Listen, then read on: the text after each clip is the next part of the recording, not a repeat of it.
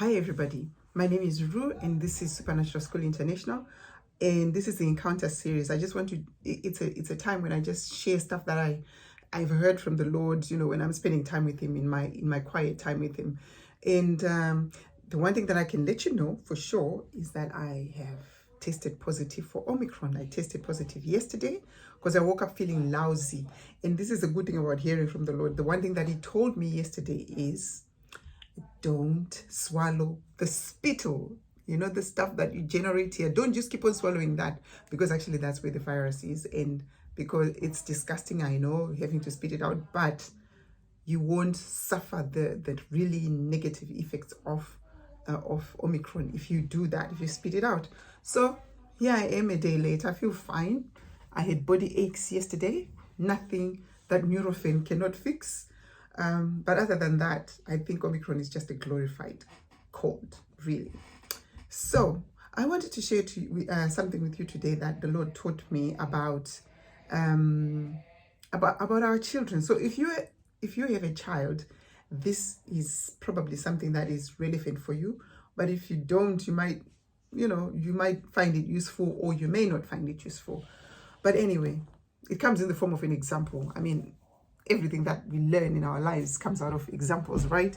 So my son was doing a little bit of side business at school. He was selling sweets at his school. And I invested in his little business. And then somehow, I don't know what happened financially, where I gave him my card and then he ended up using up a bit of my money to buy his own sweets, and which he wanted to hide from me. And then I obviously found out, because I can see money that left my account, and he didn't realize that. So he came home, and then I asked him about it, and then he denied having used any money. I think this, it has never happened before. So, but I was mad. I was really angry with him. Like, how could you lie? How could you lie to me? You took money that doesn't belong to you. Are you a thief then, So I was going on and on about it, and telling him, okay, so not only did you lie, you're a child of God. You cannot lie. You cannot steal. You cannot cheat. You are a child of God. Are you telling me that you are a liar, a cheater, and a thief? I was mad. And then that was, so he was really feeling down, he was apologizing. He had been caught out, of course. I don't want you to think that he does this all the time. This is the first time it has ever happened. I don't know. And actually, he had spent the money that he spent from my account was actually his profit, but he didn't even realize that he didn't need to take money from me.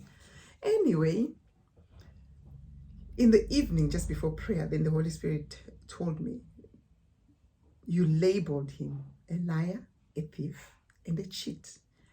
Go into that lounge before you start prayer and renounce those things over him.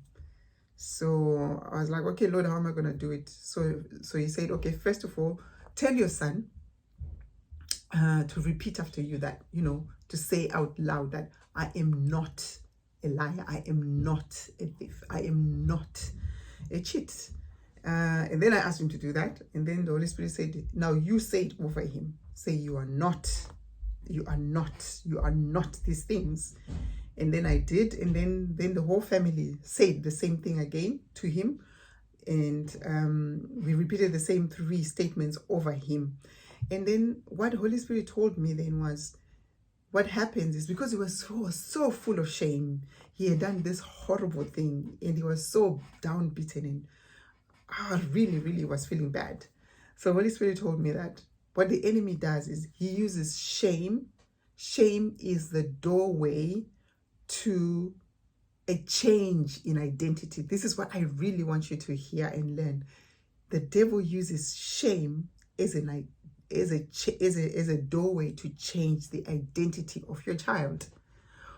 So if we hadn't renounced that over his life, the enemy can legally use those labels we've put on him to change his identity so that he becomes the things that we've pronounced over him. You see what I'm saying? So I really hope you're listening to me. Don't ever make those pronunciations over your children at all. And if you do, take authority and renounce those things over the life of your child, and also over, over over their future, over their identity there, because they are not those things. So that's what I wanted to share with you today. I really hope you heard me. You heard what I shared with you. So remember, shame, the devil uses shame as a doorway to change the identity of your child. Be blessed and see you next time.